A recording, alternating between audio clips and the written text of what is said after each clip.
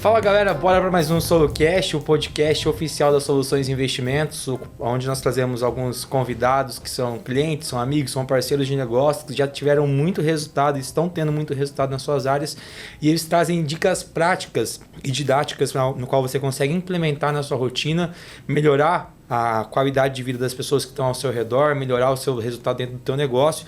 E hoje eu estou aqui com uma cliente, amiga, parceira de negócio aí, a Gabriele Victorini, que hoje é CEO do Grupo Victorini. Ela está tendo um resultado gigantesco aí nos últimos anos. Me encantei pela trajetória de vida dela e eu quero levar isso até vocês. Então, muito obrigado aí pela disponibilidade. Sei que sua rotina é corrida, está sempre viajando. E pós-feriado ainda, principalmente aí na semana corrida, está aqui prestigiando a gente no nosso podcast. Bom, primeiramente gostaria de agradecer você, Gui, pelo convite. É um grande prazer estar aqui. Eu amo compartilhar a minha história. A gente falou um pouquinho sobre isso antes de começar, sobre o porquê. E tenho certeza que a gente vai falar bastante sobre isso aqui. E estar em podcast, compartilhar a minha história, faz parte do meu porquê. Então vai ser bem legal esse podcast. Legal. Então, antes de tudo, vários convidados que eu trago aqui já atingiram uma certa independência financeira, Sim. Já estão tendo um certo resultado legal. Muitos deles até poderiam deixar de trabalhar. E quando você vai tendo resultado, as pessoas acham que você se conforta. E pelo contrário, eu vejo que os meus convidados eles não são nada conformados, eles são inconformados. Estão sempre dando um jeito de querer mais, de ter mais resultado. E o que te motiva hoje? O que te instiga? Qual que é o seu porquê que te faz levantar todos os dias pela manhã? Não, essa pergunta é uma pergunta muito interessante e importante de se falar. Tem uma linha tênue, né, entre continuar buscando por resultado sempre e não deixar se perder nisso. Eu fui uma pessoa que eu tive resultado muito nova. Eu faturei meu primeiro milhão com 21 anos. E assim, sem aparecer, sem mundo digital, com empresa de serviço. As minhas empresas são todas com segmentos de serviço atualmente, né? Todas as empresas do grupo, eu não trabalho com produto. Mas eu tive resultado muito nova. Então, eu abri a minha empresa com 20 anos, faturei o primeiro milhão com 21. Comecei a conquistar as minhas coisas, então todo ano eu vou pra Europa, acabei de voltar da Europa, fiquei quase 2 meses lá. Não aguentava mais ficar lá. É surreal você falar isso, mas assim, eu não estava aguentando mais ficar na Europa, eu não queria ficar lá, queria vir para casa, queria estar mais aqui. E quando eu comecei a alcançar bastante resultado, você vai lá, compra o carro, aí conquistei o carro do meu sonho, fui morar sozinha muito nova também, tenho meu apartamento, tenho minhas coisas, aí aquele senso de, tudo que eu quero eu posso. Tudo que quero comprar, vou lá e compro. E aí você fala, caraca, não é sobre isso. Aí você começa a entender realmente a importância do porquê. Porque se for só pelo dinheiro, a gente não continua. Você pode ter tudo, você pode ter todo o dinheiro do mundo, mas você ainda começa a sentir aquele vazio. E aconteceu isso comigo no ano passado. Tava assim, no ápice, tendo muito resultado. E eu precisei rever mais uma vez o meu porquê.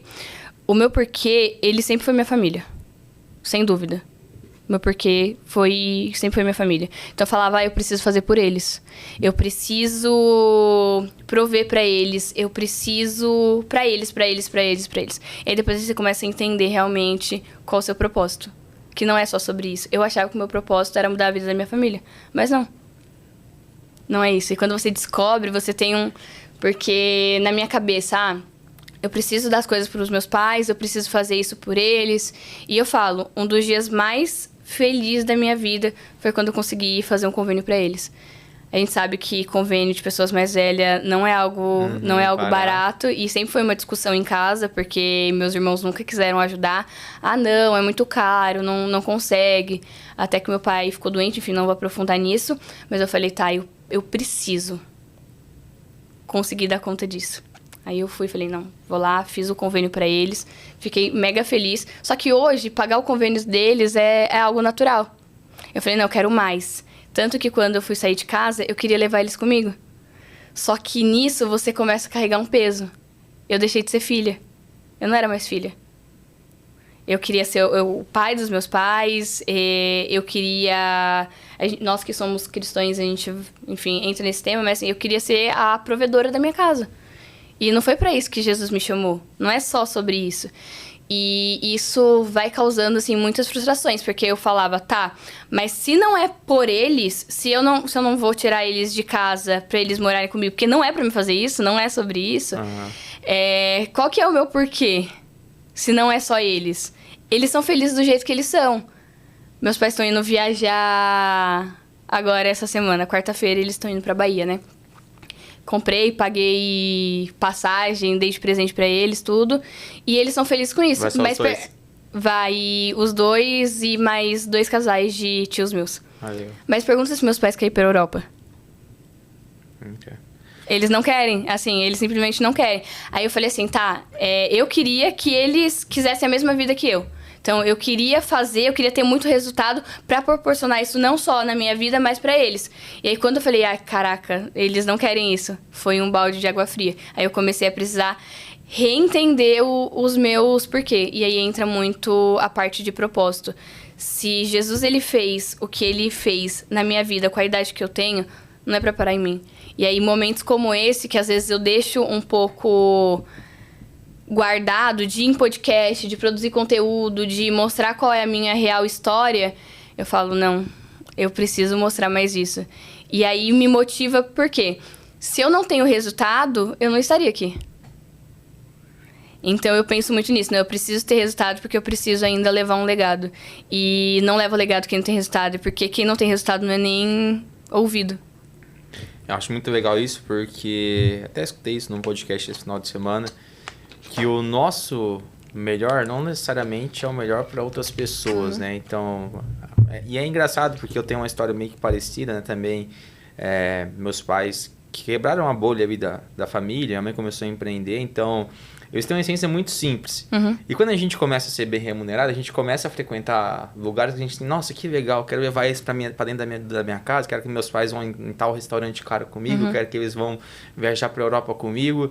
E o que é bom pra gente não necessariamente é bom pra eles. E a gente tem um balde, literalmente um balde de água fria. Porque eu vi, cara, que não, eles são felizes no simples. Se eu levar eles pra almoçar na churrascaria, eles vão ficar muito mais felizes do que se eu levar eles pra almoçar num restaurante mais caro, que a gente vai gastar R$1.000 pra almoçar, pra jantar, ou até mais, né? Então, tipo, a gente saber ressignificar e não ser ignorante. E não se frustrar com isso, né? Entender, que o nosso porquê não é o porquê deles.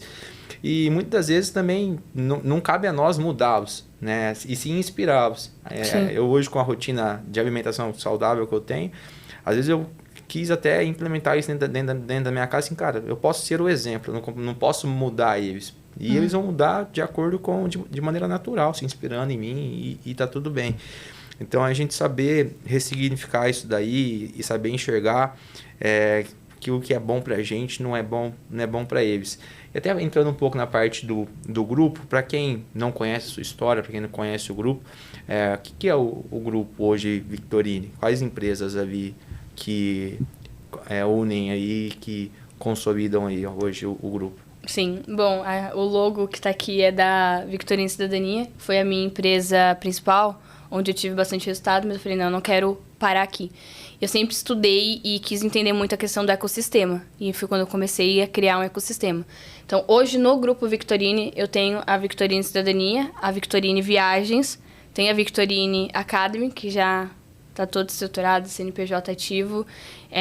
Tinha feito pré-lançamento, mas aconteceu toda a bomba na Europa, no universo da cidadania. Não tem como não acompanhar, acho que todo mundo ficou sabendo, né? Da mudança de lei. Você tem uma base, eu conversando, Vitória também é o nome dela. E assim, eu conversando com a Vitória, que eu assim, ela vai vir, qual que é a empresa dela? Assim, cara, ela trabalha com cidadania e tudo mais. Nossa, teve isso, né? Agora recentemente, né? Teve. Todo mundo sabe, assim, tá uma bomba lá na Itália ainda. Pra quem não sabe, o que aconteceu? Simplesmente o governo mudou a lei que rege todos os princípios da cidadania, né? Então, até 28 do mês passado, 28 de março, qualquer descendente italiano, não importava o grau de distância, tinha o direito à cidadania. Então, você sendo bisneto, trisneto, tataraneto de italiano, você tinha o direito ao reconhecimento da cidadania. O governo simplesmente, do dia para a noite, sem fazer um pré-comunicado, sem fazer aviso prévio, sem passar pelo parlamento, implementou um novo decreto-lei com medida emergencial.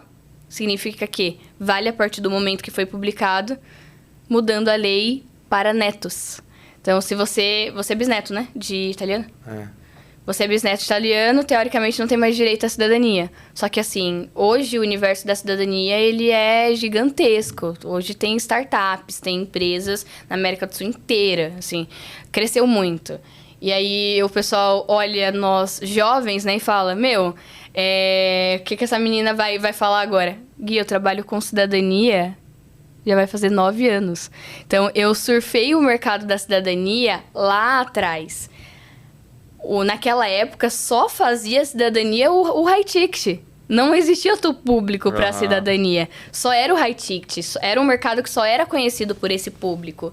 E aí, depois da pandemia, começou a aumentar, a expandir. Eu vi muitas empresas que são grandes hoje nascer. Então, eu peguei o berço da cidadania. Peguei ali os primórdios lá atrás. E essa mudança de lei pegou todo mundo de surpresa, assim. A gente está se reinventando. Muita coisa ainda vai acontecer. A lei está no parlamento ainda. Já está aprovada. Já foi vigorada, já está em andamento. Mas temos grandes chances ainda dela ser revista ou o texto ser reavaliado, pelo menos. Não. E como foi essa entrada sua no mercado lá atrás?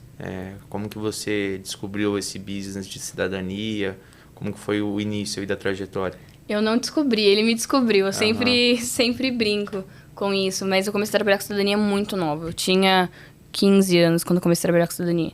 Comecei como jovem aprendiz lá atrás. Foi um dos escritórios pioneiros de dupla cidadania. Hoje, eles fariam assim, quase 30 anos. Eles não estão com uma atuação tão forte, por diversos fatores aí, que não vem ao caso. Mas eu comecei a trabalhar nessa empresa de cidadania lá atrás, como jovem aprendiz. Só que eu sempre quis mais. Eu sempre fui uma pessoa muito comunicativa e isso me ajudou muito. E eu sempre gostei de resolver problema. Então, o problema que aparecia lá, eu pegava pra mim pra resolver. E com 16 anos, eu comecei a expandir muito o meu cérebro. Com 16 anos, eu comecei a fazer um curso técnico em gestão empresarial. Quando eu comecei a estudar sobre gestão empresarial, minha mente fez assim, bum. E eu tinha professores tão incríveis que ali, estamos falando de 2017. 2017, eu já sabia o que era investimento, o que era bolsa de valores. No curso técnico, eu tinha aula de finanças. Nós tivemos visita na Bolsa de Valores de São Paulo. Assim, em 2017, ninguém falava sobre isso. Não era normal, a rede social ainda não era tão forte como era hoje. Então, quantas pessoas em 2017, na nossa idade principalmente, eu ouvia falar de investimentos? Então, assim, minha cabeça fez Eu acho que hoje, de maneira geral, né? Porque a gente vive numa bolha de pessoas que, cara, buscam se aperfeiçoar, buscam se desenvolver. E pra gente é algo óbvio, né? Que tem que ser feito. A gente ser cada vez melhor. Só que para a grande maioria das pessoas não é algo óbvio, né? As pessoas ficam assim, cara, eu vou fazer só o que me foi pedido. Você poderia estar até hoje lá como um auxiliar do administrativo. Sim. Se você não tivesse, por exemplo, a sua expertise, de que não, cara, eu vou me desenvolver, eu vou querer mais. E até se você pudesse dar uma dica ali para pessoas, até mulheres mesmo, que estão começando na carreira profissional, quais são os pontos que se te destacou ao longo da sua carreira e que pode ajudar elas daqui em diante? Você tem uma pessoa de 18, ela tem 2 irmãs mais novas, né? Uma que está entrando no mercado de trabalho agora, está no 2º ano de arquitetura, e outra que tem 15 anos. Então, tipo, se fosse pegando elas, assim, quais são as dicas que você daria para elas se destacarem e construir uma carreira profissional legal? Primeiro, ambiência. Esteja no local onde você enxerga pessoas que você quer estar nesse primeiro nível. Primeiro, assim, isso foi, sem dúvidas, o que mudou a minha vida. Porque eu estudei escola pública a vida inteira. A minha família vem de uma origem, assim, bem humilde. Então, eu não tinha nível de consciência. Ali, com 15 anos, eu não sabia o que era de bom ainda, o que existia no mundo, que existia um mundo maior. Eu sabia que eu queria ser alguém na vida. Isso eu sempre tive muito claro. E qual era a única forma disso acontecer? Estudando. Então, meus pais sempre falaram isso. Você quer as coisas, você tem que fazer por você. Você tem que fazer, você tem que trabalhar, você precisa conquistar. Então, na minha casa, eu sempre aprendi isso. Você não pode depender de ninguém, né? Tem casa que as mulheres aprendem. Não, vive e fique bonita e arrume um marido rico quando você ficar mais velho. Não, na minha casa sempre foi, você quer ter essas coisas? Você precisa fazer. Você precisa trabalhar e ponto. Então, eu comecei a trabalhar muito nova. Antes disso, eu trabalhei com outras coisas. Comecei a trabalhar com 14 anos. Só que o que fez eu não ser ainda uma operadora de telemarketing ou uma auxiliar administrativa foi a ambiência. Foi o local onde eu adentrei. Quando eu comecei a trabalhar com cidadania, todas as meninas que trabalhavam... Era uma empresa familiar. Então, todas as meninas que trabalhavam comigo, elas eram indicação dos filhos do dono, ou os pais eram empresário e aí tinha amizade com o dono. Então, o perfil inteiro do escritório era esse. Eles não contratavam pessoas por processo seletivo. Tanto que eu e mais uma menina fomos as primeiras a serem contratadas por processo seletivo da empresa. O restante todas foi por indicação. E aí, por estar naquele meio, o meu nível de consciência começou a aumentar. Falei, caraca, eu me matava, pegava ônibus lotado, saía da escola, tinha, que trabalhar, não conseguia dormir, super cansada. E as meninas, todo dia os pais iam levar e buscar na escola. E depois levavam e buscavam no trabalho. Assim, as meninas não tinham pegado um ônibus na vida. Assim, era um choque de realidade absurdo. Porque a gente tava lá almoçando, e aí elas falavam, nossa, na escola tem comida? Eles dão comida? Como assim? Então, assim, eram vários e vários choques de realidade. Só que, por outro lado, elas eram mais acomodadas. Elas não tinham tanta sede, elas não tinham tanta vontade. Eu dependia daquilo, assim, era a chance da minha vida. Então, eu me esforçava muito mais. E aí eu falo, o esforço e não fazer o óbvio. Eu nunca fiz o óbvio. Eu nunca fiz só o que era me pedido. Nunca. Eu sempre buscava fazer mais. E você ter crenças e valores também muito forte. Eu falo que, assim, os meus valores também me ajudaram muito. Como a gente já atendia o público high ticket, quando eu tô falando, assim, high ticket, a gente atendia, jogadores de futebol, a gente atendia atores da Globo, a gente atendia juízes, promotores, a gente atendia uma galera, assim, muito elitizada. E aí aparecia um jogador de futebol que tinha que atender. Já escutei várias vezes, não, mas é jogador de futebol, eu não vou atender.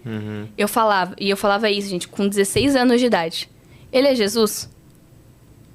Não, não é. Pra mim, Jesus no céu, aqui na terra somos todos iguais. Tem que falar com ele, eu falo. Então, com 16 anos, eu pegava essa responsabilidade. O que começou a acontecer? Falei, essa menina é diferente, vamos dar responsabilidade pra ela, vamos ver até onde ela vai. E assim foi indo. Com 16, eu fui efetivada. 16 anos eu fui efetivada. Já tinha carga horária, na época era CLT, e recebia comissão por fora. Eu era registrada, trabalhava carga horária de adulto com 16 anos. Desde o meu primeiro ano do ensino médio. Primeiro, segundo, terceiro ano do ensino médio. Foi trabalhando muito no escritório. E, enfim, fazendo as coisas acontecer. Só que o que eu fazia? Eu tinha que aprender. Pegava a Constituição Italiana para ler. Pegava artigos do consulado. Eles me pediram alguma vez para fazer isso? Não. Mas eu ia lá e buscava. Por quê? Eu falava, eu já tô 10 anos atrás. Aqui é todo mundo de indicação. Se for pra rodar alguém aqui, quem que vai rodar primeiro? Não, eu preciso fazer mais. Então, eu tinha essa preocupação de fazer mais. E isso fez muita diferença. E aí, o curso técnico de gestão também aumentou muito, assim, o meu leque de consciência. Muito, muito, muito. Nessa época, eu comecei a estudar também sobre inteligência emocional. É um tema que eu abordo, eu falo muito, fez total diferença. Porque eu não tinha nervosismo de, ai meu Deus, fazer isso, entrar em uma reunião. Porque eu tinha um emocional muito bem controlado. Eu fazia as coisas acontecerem e não deixava o medo me parar. Então, isso fez muita diferença, muita diferença. Só sei que, assim, com 17 anos, já tinha cargo de liderança no escritório. Não batia ponto, não tinha horário pra entrar, mas também não tinha horário pra sair. Ficava até tantas horas, levava serviço pra casa. E eu recebia já a comissão. Então, assim, com 17 anos, eu ganhava 3 vezes mais que meu pai. E sendo CLT, né? Era CLT na época, mas eu sempre trabalhei por performance. Então, quanto mais eu trabalhava, mais eu ganhava. E aí eu comecei a entender o jogo. Comecei a entender o jogo das vendas, comecei a entender o jogo do networking, como funcionava. Eu sempre fui uma pessoa que eu fazia networking de forma inconsciente. Eu não sabia que eu estava fazendo networking, mas eu fazia já. E no final do dia, como que se faz networking? Você tava fazendo de maneira inconsciente, só que você tava fazendo bem feito, né? Porque deu pra ver que... Olha, o que eu vejo que fez muita diferença é buscar ajudar a pessoa, me conectar. E isso eu faço de forma muito genuína até hoje. Eu conheço você, eu vou buscar a forma que eu consigo te ajudar. A venda, ela se torna consequência. E eu sempre fiz isso. Então, lá atrás, aí uma coisa, você não pode ter vergonha do que você faz, do que você trabalha. Você tem que falar pra qualquer ser humano. Na escola, eu tava na escola, assim, também é diferente, né? Eu trabalhava com dupla cidadania na época da escola pública. Eu enchia minha boca de orgulho, disso, né? Olha, eu trabalho... Por isso que eu falo que eu fazia network de forma consciente. Eu trabalhava com dupla cidadania. Primeiro ano do ensino médio eu já trabalhava com isso. E eu falava pra todo mundo, não, eu trabalho com dupla cidadania. Eu entrava no trabalho com dupla cidadania. Então todo mundo sabia que eu trabalhava com dupla cidadania. Isso me traz resultado até hoje.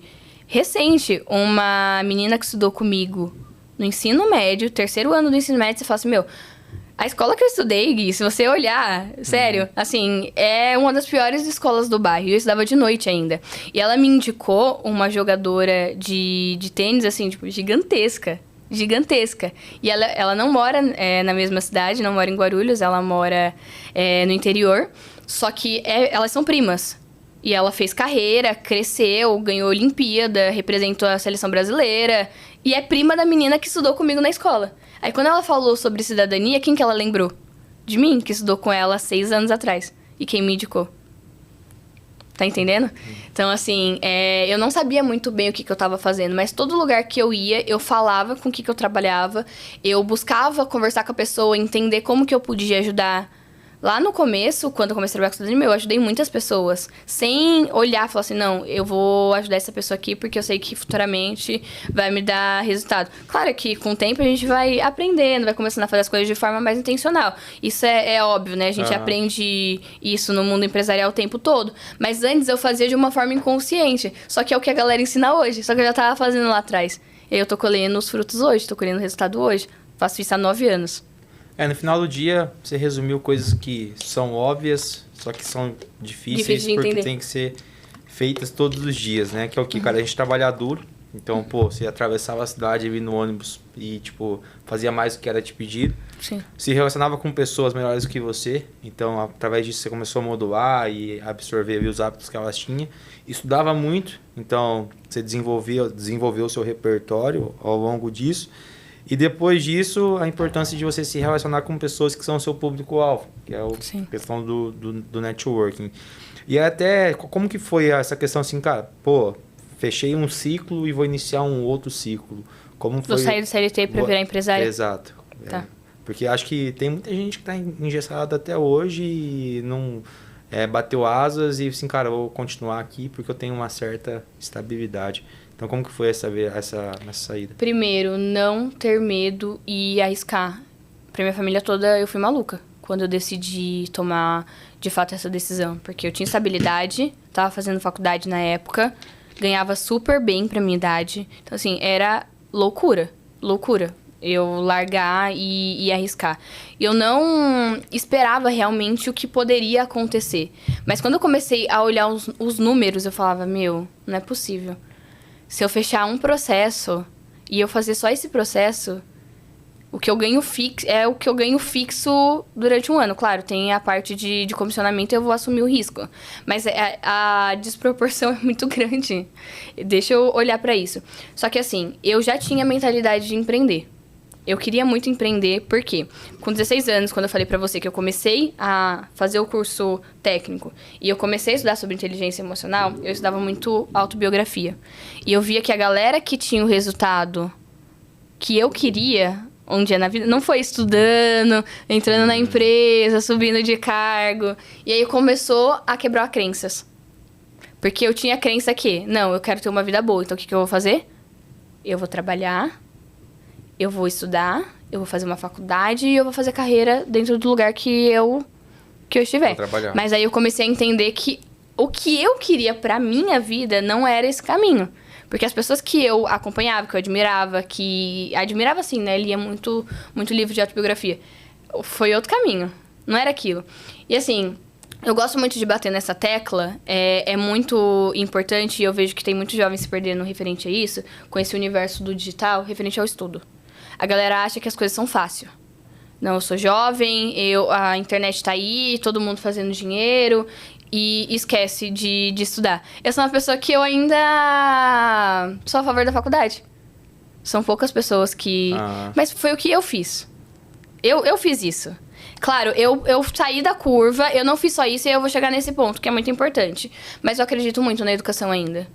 Claro que, nossa, eu quero ficar multimilionário e eu quero ser médico. Desculpa, você não vai ficar multimilionário sendo médico, a não ser que você abra uma clínica médica, você não vai ser médico. Você não vai ficar ali na operação da medicina, você vai abrir uma empresa e você vai ter médicos trabalhando para você. Só que você tem um diferencial hoje que a maioria acaba deixando de lado, é que se você tem a parte teórica, só que se você tem a mentalidade da ação, da gestão, de quem faz acontecer, você vira uma máquina. Porque está muito desproporcional hoje. Ou a galera tem muita técnica, só que ela não sabe fazer dinheiro, porque ela não sabe gestão, não sabe comunicação, ela não sabe vender. Ou a pessoa ela sabe vender, ela tem a comunicação, ela tem os contatos, mas não sabe a parte técnica. Uma hora ou outra, um dos dois vai acabar entrando em ruína. E eu vejo que acontece muito hoje, as pessoas não conseguem levar a longo prazo. É o que eu percebo. E se você consegue juntar os dois... Claro, eu não tô falando, você tem 30 anos, você quer ser empresário, vai estudar e ficar 5 anos na faculdade. Não. É por isso que pro jovem é muito importante você entender o momento e não desperdiçar. Não desperdice. Assim, a maior dádiva que nós temos é a nossa juventude. Então, galera, não... desperdiça a juventude de vocês. Eu não desperdicei minha juventude. Então, eu comecei as coisas muito novas. Eu fui precoce? Fui. Mas eu não me arrependo. Ônus e bônus, né? Eu abri mão da minha juventude. Eu não vivi como um jovem normal.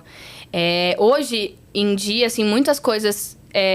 traços emocionais são bem difíceis pra mim, porque com 21 anos eu tava vivendo como uma pessoa de 40 tava vivendo. Tá entendendo? Assim, com 16, 17 anos, eu vivia como um adulto. Eu privei a minha juventude. Eu não vivi o que um jovem viveria.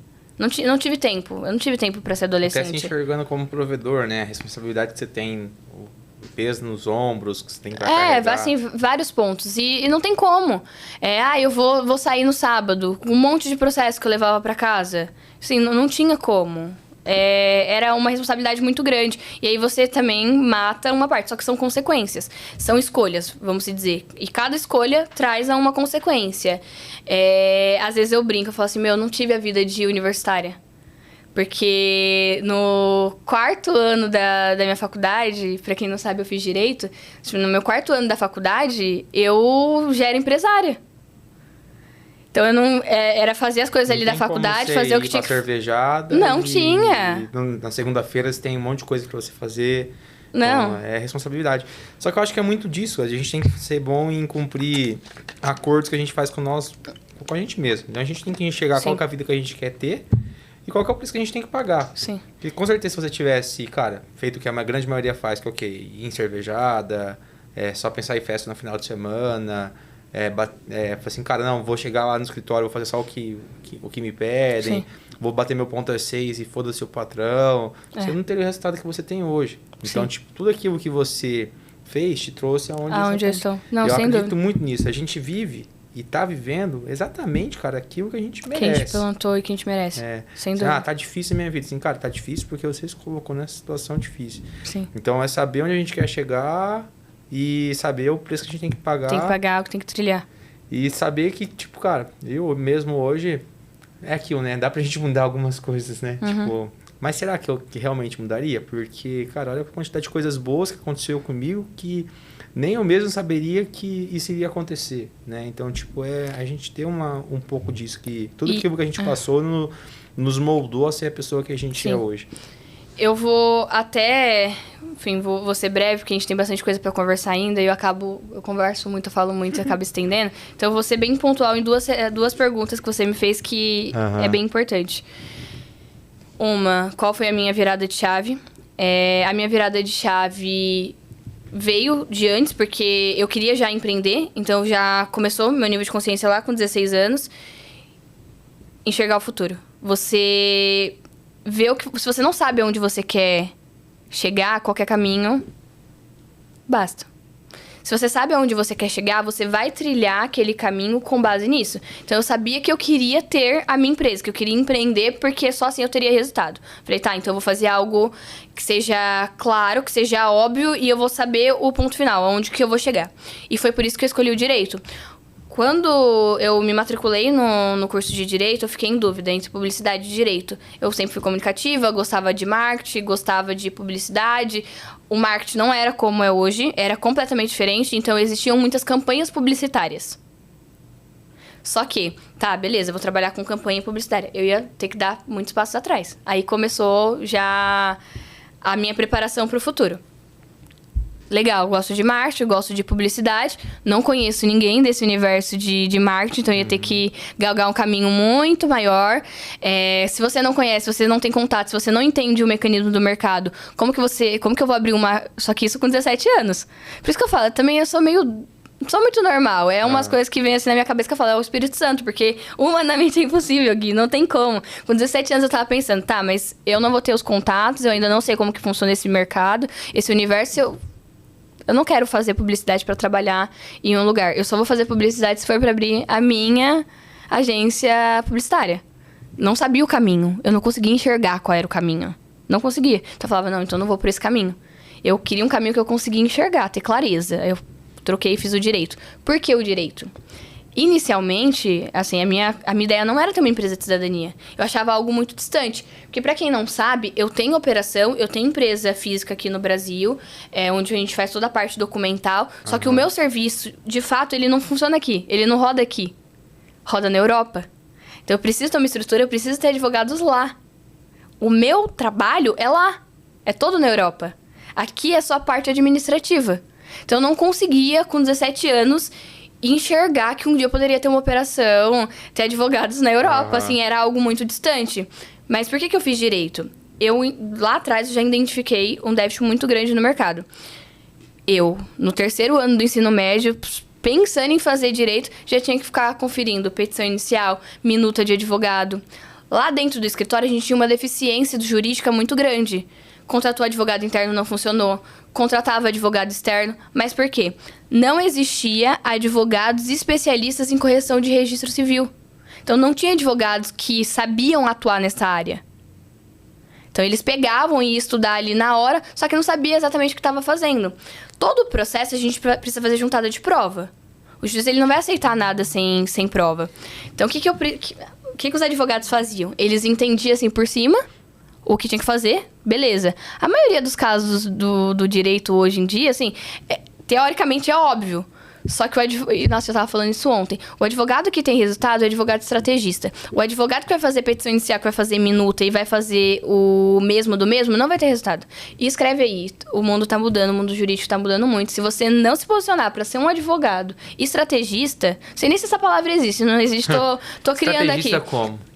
Você pegar o caso, você entender com o olho de fora, ter uma visão 360. E aí eu falo que o advogado que ele é empresário, ele consegue ter uma visão melhor, porque ele consegue olhar de uma forma mais ampliada e montar uma estratégia para fazer aquele caso.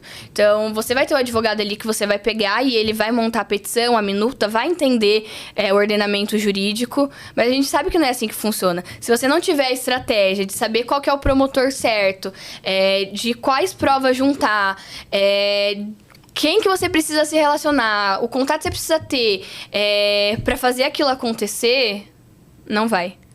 E o advogado, ele tá muito preso em... não, eu vou fazer isso. O ordenamento jurídico diz isso. A jurisprudência diz isso. Nós temos doutrina, então eu vou preparar a petição e vou fazer isso. Ele não olha de uma forma estratégica. Ele não olha o 360, o que pode fazer naquele caso. E, às vezes, uma vírgula que você muda no processo, uma pessoa que você se relaciona, que você vai ter até uma visão, hoje, dentro do direito, como em qualquer área, acontece muito isso. Quando recebe o advogado, o nome do advogado, o que o advogado faz, lá na outra ponta já influencia, entendeu? Então, você olhar por essa visão muda totalmente o jogo. E aí, lá atrás, eu tinha que pegar, 17 anos de idade, estava conferindo a minuta, petição inicial, e sabe o que acontecia? Tinha muito erro. E os processos também demoravam muitos. E aí eu identifiquei por que demorava. Porque o advogado não sabia exatamente qual que era o processo de cidadania, o que estava acontecendo, e ele fazia o óbvio do óbvio. Pegava a árvore genealógica, tinha que corrigir registro. Pedia para corrigir tudo. Só que o outro lado não ia interferir na Europa. Só que se ele não entende a lei europeia que rege a cidadania, como que ele vai saber isso aqui no Brasil? Ele não sabia. Aí ele pedia para corrigir tudo. O que acontecia? O juiz, o MP pedia juntada de prova de documento que a gente não tinha na cidadania. Só que tem documento que demora anos para ser encontrado. E aí o processo demorava. E o advogado não tinha essa percepção. E eu, com 17 anos, tinha essa percepção. Aí o que começou a acontecer? Manda pra Gabi. Põe ela pra fazer. Aí chegou um dado momento que eu falei assim, meu, dá mais trabalho eu pegar e conferir o que o advogado tá fazendo. Então o que eu fazia? Eu comecei a fazer. Aí eu fazia as minutos. Eu falei, meu, quer saber? Fui lá e conversei com o meu chefe. Falei assim, olha, e a gente, como era uma empresa familiar, a gente tinha acesso. Também não tinha patas na língua, tudo que tinha que falar, nunca tive problema em falar. Eu prefiro falar tudo que eu tenho pra falar do que guardar pra mim. Então, eu nunca tive problema de falar as coisas. Cheguei nele e falei assim, olha, vou começar a fazer direito. Tô terminando aqui o técnico em gestão, 17. Tô terminando... aí tava entrando... Eu terminei com 18 cravado. Eu terminei a escola e terminei o curso de gestão junto. Falei, olha, eu sei que eu preciso fazer uma faculdade. Eu tinha essa crença ainda, tinha que estudar. Então, eu tenho que fazer uma faculdade. Não importa o que eu faça, eu vou fazer alguma coisa. Então, eu vou fazer direito. Aí ele... legal, acho que pro nosso nicho é interessante. Eu falei assim, tá, mas você não tá entendendo. Eu vou fazer direito. Quando eu me formar em direito, eu vou fazer todas as correções de registro civil aqui. Só que eu vou abrir o meu escritório, você vai me contratar. Só que além de você me contratar, eu brincava, ele dava risada. Eu não vou prestar serviço só pra você. Eu vou ser sua advogada e eu vou ser advogada de todos os seus concorrentes. Aí ele falava assim, não, tá bom, até lá a gente conversa. Você vira minha sócia, a gente trabalha com correção de registro civil. Você pode até ter uma sala aqui separado no escritório, se você quiser, você atende outros casos. Por 18 anos. E aí, beleza. Aí eu comecei a faculdade por conta disso. Eu falava, eu vou terminar a faculdade, eu vou abrir um escritório de correção de registro. E aí, tava começando a aumentar as empresas de cidadania e vou trabalhar pra geral. Porque não tem um advogado que fala assim, eu sou especialista em correção de registro civil.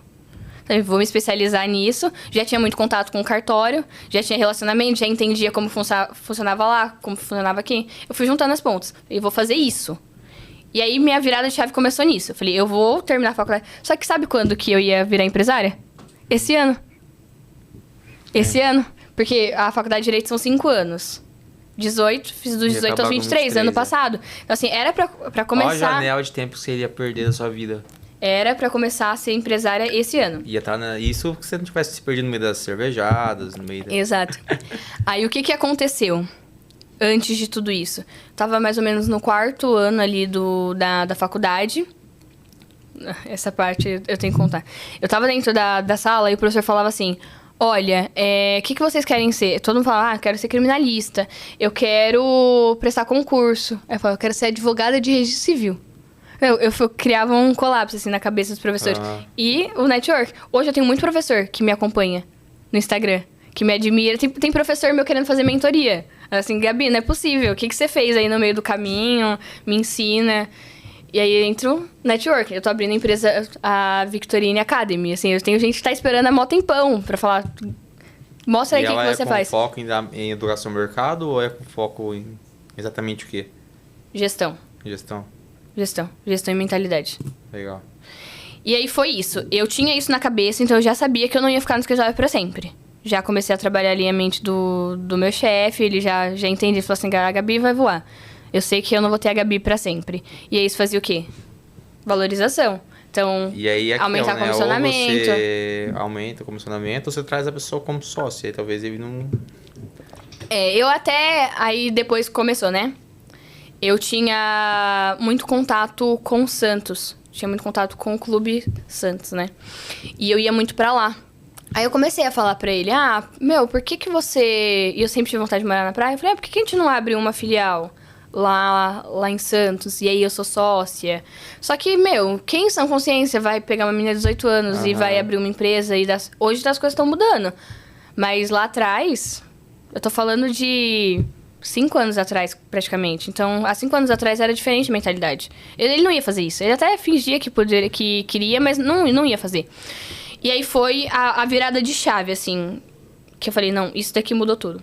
Eu tinha muito contato com o Santos, que eu falei. Eu comecei a fazer muito networking. E naquela época eu namorava. E o primo do meu namorado, ele era jogador do Santos. Eu acompanhei a carreira inteira dele. Ele começou na base e ele subiu pro profissional. Só que ele subiu pro profissional muito novo. E ele tinha... Hoje, o empresário dele é o maior daqui do Brasil, que inclusive é meu cliente. Ele subiu pro profissional. Quando ele subiu pro profissional do Santos, a gente ia muito lá. E eu frequentava muito o camarote que ficava a família dos jogadores. Lembra que eu falei que eu sempre falava do que eu fazia? Uhum. E aí o meu nome começou a ser conhecido no Santos. Principalmente pela família dos jogadores. E como a família do meu ex, assim, era apaixonada por mim, eu tava no 4º ano da faculdade, todo mundo me chamava de doutora já. Doutora Gabi, doutora Gabi, doutora Gabi, especialista em cidadania. E aí o meu nome começou a crescer no Santos. Começou a crescer no Santos. E aí eu comecei a ter contato com o empresário do Kaique. Quando eu comecei a ter contato com ele, ele começou a me indicar cliente. E aí ele indicou um cliente, um empresário de futebol muito grande, tem jogadores na seleção brasileira. Hoje é meu amigo pessoal, fui no casamento dele, foi incrível o casamento. É. E ele me indicou esse cliente. Quando ele me indicou esse cliente, foi para atender atletas dele. Tô falando de 2019. Aí, em 2019, eu comecei a atender esses atletas dele, só que quem ele tinha indicado? Eu. Não tinha indicado a empresa, não tinha indicado o nome. E meu nome é um nome forte. Então, a Victorini. E é italiana também, então todo mundo já associa. Uhum. A Gabriele Victorini. E aí ele me indicou. E aí eu atendi ele, fiz alguns atletas dele. Por conversar muito, acabei criando um relacionamento e eu convenci ele a fazer a cidadania dele também. A fazer dele e da noiva dele na época. Então ele fez a cidadania dele e da noiva dele. Só que quando ele fez a cidadania dele, a gente teve um problema muito grande. Por quê? Eu cuidava aqui do Brasil, da parte documental. Sim. Só que eu não tinha acesso à Europa ainda. Eu não tinha acesso lá. O meu chefe deixava muito fechado. Então os filhos dele cuidavam de lá. E eu falo, foi Jesus purinho o que aconteceu. Porque não era possível um empresário com tanto tempo de experiência deixar acontecer uma gafe dessa aqui. Olha o que eles fizeram. Eu fechei o processo deles, tava atendendo eles, fiz tudo perfeito, fiz toda a parte documental, cuidei de tudo. E aí, nesse período, meu chefe não tava aqui. Eu tava cuidando de tudo sozinha. Ele tava na Europa. E, foi um período que, assim, tudo aconteceu. Ele falou que ia pra lá ficar 20 dias, tava dando 4 meses, ele não tinha voltado. Eu me matando de trabalhar. Eu tinha que faltar na faculdade pra conseguir dar conta da demanda. Assim, me virando nos 50 pra dar conta de tudo. E ele tava lá na Europa. Nesse período, pra quem não sabe, existem 2 formas de você fazer processo de cidadania. A via judicial, que você não vai, que hoje é uma forma muito conhecida. Muitas startups, muitos escritórios trabalham com essa modalidade. É mais barato. E existe o processo administrativo. O processo administrativo é um pouco mais caro, só que é mais rápido. Por que é mais caro? A pessoa precisa fazer uma residência na Itália. Então, ela precisa ir para a Itália, morar um período lá na Itália, e aí o que entra a assessoria? Hoje, eu tenho imóveis na Itália, onde eu recebo a pessoa, levo a pessoa até a comune, a gente dá toda a assessoria, tradutor, intérprete 24 horas para ir acompanhar, fazer a documentação. Então, esse é o diferencial. E aí, nessa época, a gente também já fazia processo administrativo. E aí, ele foi lá para a Itália. Só que nesse período... Eu tô falando de um cliente muito grande. Uhum. Muito grande, muito grande. Ele tinha acabado de noivar no deserto. Ele foi, de jatinho pra Itália. Assim, ele tinha um poder aquisitivo muito alto. E aí, esse cliente foi pra lá. O meu antigo chefe e a família dele foi pra Dubai. Colocou uma funcionária nova pra atender esse cliente. Nem teve a preocupação quem era o cliente, o que ele fazia, se era uma pessoa com poder aquisitivo, se não era.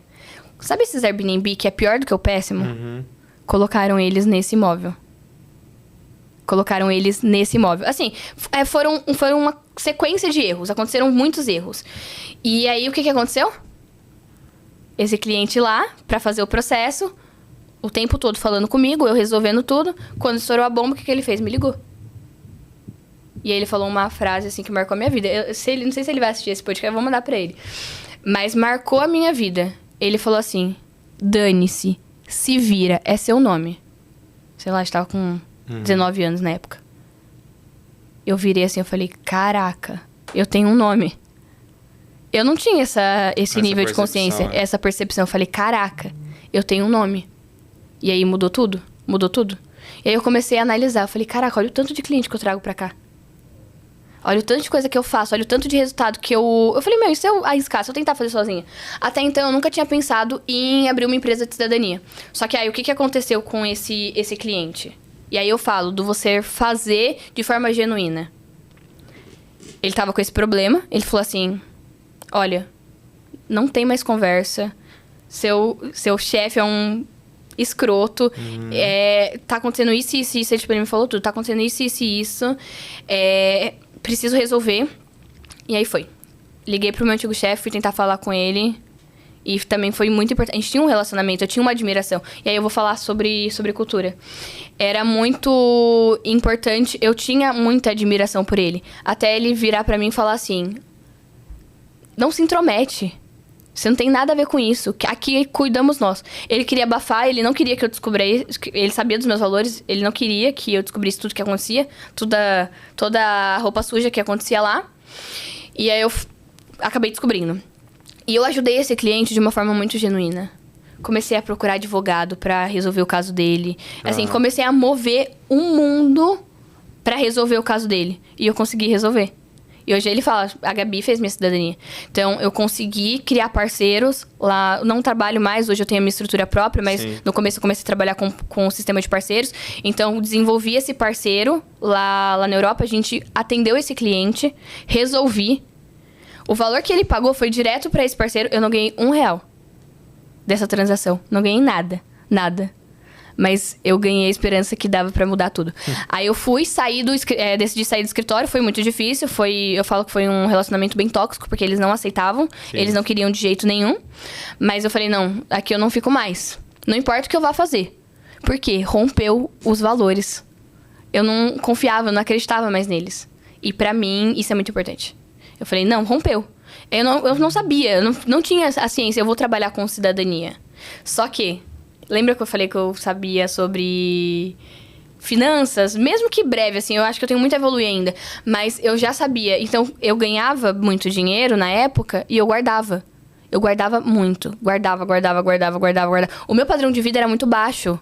Não tinha com o que gastar. Eu estudava em escola pública, eu pegava ônibus todos os dias, em casa.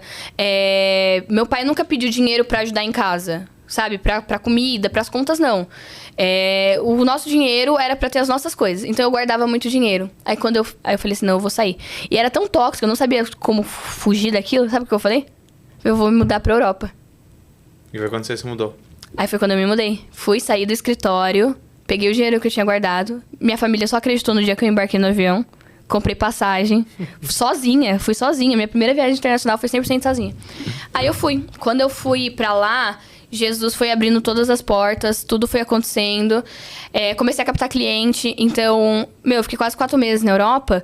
E me mantendo. Sim. Trabalhando com o que eu já trabalhava. Com cidadania daqui do Brasil. Então, eu já comecei a ter resultado pra conseguir manter um padrão de vida em euro. Lá. Do primeiro mês que eu saí da empresa.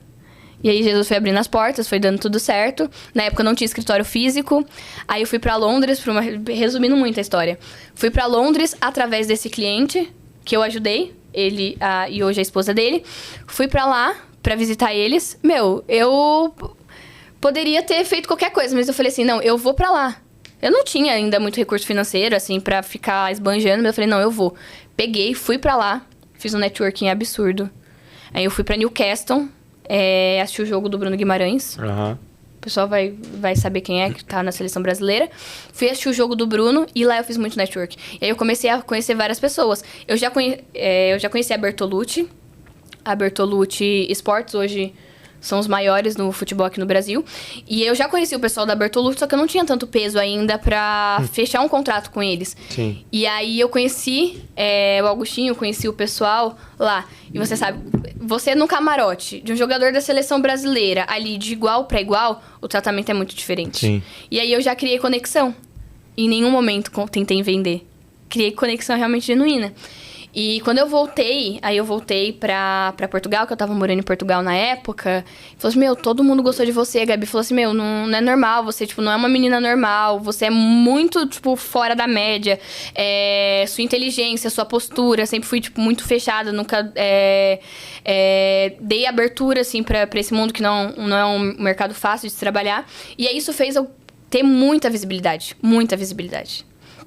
Quando eu voltei pro Brasil, eles falaram, olha, reunião com o pessoal da Bertolucci.